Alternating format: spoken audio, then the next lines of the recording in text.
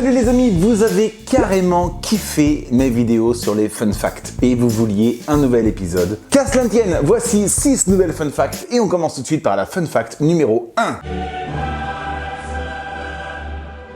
Tout le monde connaît cet hymne, c'est l'hymne officiel de la Ligue des Champions. On parle bien sûr de football. Enfin, quand je dis tout le monde connaît cet hymne, on connaît la mélodie, mais si on tend bien l'oreille, on entend quelques paroles assez cheloues. Eh bien, c'est en fait que les paroles de cet hymne sont un mix de 3 langues, les 3 langues officielles de l'UEFA, organisateur de la compétition. On peut y entendre du français, de l'anglais et de l'allemand. Cet hymne a été écrit par l'anglais Tony Britton en 1992 et si vous tendez bien l'oreille, vous pouvez entendre ces quelques phrases en français. Ce sont les meilleures équipes.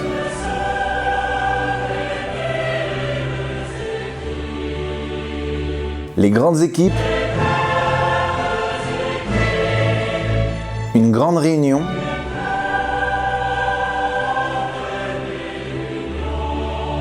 ils sont les meilleurs.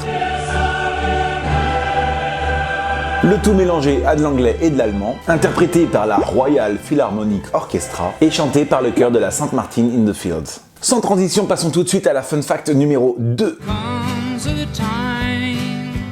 Neil Young a acheté son propre album 200 000 fois. Je m'explique. Ce chanteur-guitariste de folk country rock américano-canadien est connu pour son habitude de retoucher ses albums jusqu'à la dernière seconde avant leur sortie, en changeant plusieurs fois l'ordre de ses chansons, le visuel de la pochette, etc. Mais quand il se décide enfin avec son album Come the Time à le valider, il se rend compte qu'il a validé une version test. Une version sur laquelle les fréquences hautes des chansons avaient disparu. Alors dès qu'il s'en rend compte, Neil Young appelle tout de suite sa maison de disques, mais trop tard. 200 000 copies de l'album viennent d'être pressées et expédiées aux 4 coins du monde. Il demande alors que soit rappelée l'intégralité de ses disques, qu'il paiera de sa poche 160 000 $. Il se retrouve donc chez lui avec 200 000 de ses albums qui ont un défaut, et pour éviter toute fuite de cet album avant sa sortie officielle, il entreposera les milliers de cartons de ses albums dans son ranch et tirera sur chacun d'eux à la carabine pour les détruire. Allez, on passe tout de suite à la fun fact numéro 3. Saviez-vous que la musique peut servir à sauver des vies? Vous marchez dans la rue et vous croisez une personne qui vient de faire un arrêt cardiaque. Il lui faut un massage cardiaque et ce n'est pas quelque chose qu'on réalise tous les jours. Mais un massage cardiaque parfait nécessite des compressions régulières à un rythme régulier afin de faire circuler le sang du cœur vers les organes vitaux et permettre leur oxygénation. Mais pour que ce soit régulier, le mieux est de chanter car on va chanter en rythme. Et la meilleure chanson pour le faire est Staying Alive des Bee Gees avec un battement par minute de 103, soit une fréquence très proche de celle qu'il faut pour réaliser un bon massage cardiaque. Le clin d'œil assez drôle pour cette fun fact, vous allez me dire, c'est que Staying Alive en français, ça veut dire rester vivant. Rester vivant.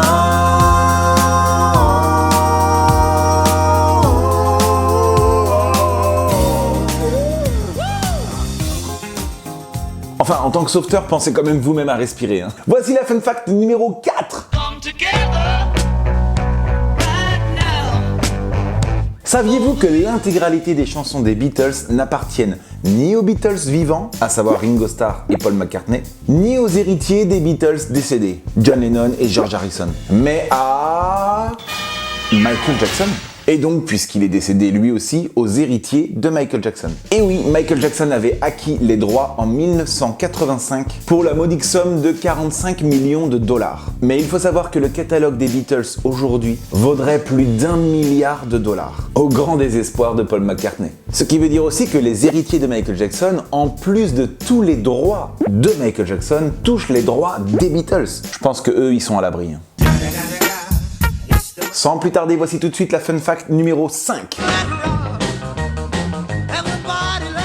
Ah, Elvis Presley, le King, qui est décédé en août 1977. Mais avant de mourir sur sa cuvette des toilettes d'une occlusion intestinale, Elvis Presley s'autodétruisait en ingurgitant des quantités astronomiques de bouffe. Ça, c'est Elvis Presley au début de sa carrière, et ça, c'est Elvis Presley à la fin de la carrière. Sachez que pour assouvir son appétit grandissant, il était prêt à n'importe quoi. Un jour, il a pris son jet privé pour faire 1000 km de Memphis, là où il habitait, à Denver, là où il y avait son restaurant préféré. Là-bas, il a acheté 22 énormes sandwichs, plusieurs kilos de bacon et de nombreux pots de beurre de cacahuète. Comme quoi, même si on est king, on peut être Burger King. Mais assez parlé du king et passons tout de suite à Queen avec la fun fact numéro 6. Selon un calcul mathématique réalisé... Salut, qu'est-ce que c'est? Excuse-moi, est-ce que je peux te prendre la petite guitare? Ouais, vas-y, je m'en sers pas. Merci, c'est cool. Merci. Selon un calcul mathématique réalisé par un chercheur en neurosciences néerlandais, Don't Stop Me Now du groupe Queen est la chanson qui rendrait le plus heureux. En effet, cette chanson explore les 3 ingrédients essentiels au bonheur musical. À savoir d'abord la vitesse, un tempo de 150 battements par minute. Des accords en tonalité majeure. Oui, les accords majeurs ont tendance à être des accords joyeux en opposition aux accords mineurs qui sont plutôt tristes. Exemple. Ah bah oui, mais il m'a piqué ma guitare. Bon, ça va, j'en ai une autre ici. Voici un mi mineur. Voici un mi majeur. Vous voyez, cette petite tierce qui monte d'un demi-ton rend l'accord beaucoup plus joyeux. Le 3e ingrédient, ce sont les paroles, des paroles positives. Si on traduit en français, ça donne « Ce soir, je vais m'amuser, je me sens vivant, alors ne m'arrête pas maintenant, parce que je passe un bon moment. » Extrait. Ne m'arrête pas, si tu veux passer un bon moment, il suffit de m'appeler.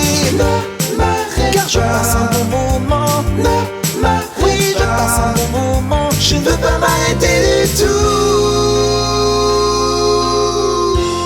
Voilà, j'espère que ces fun facts vous ont plu. N'hésitez pas à me dire dans les commentaires si vous connaissez d'autres anecdotes sur les chansons, sur la musique, sur les groupes, sur les artistes. Je vous dis à très bientôt pour une prochaine vidéo. Je vous kiffe les amis. Je me sens vivant.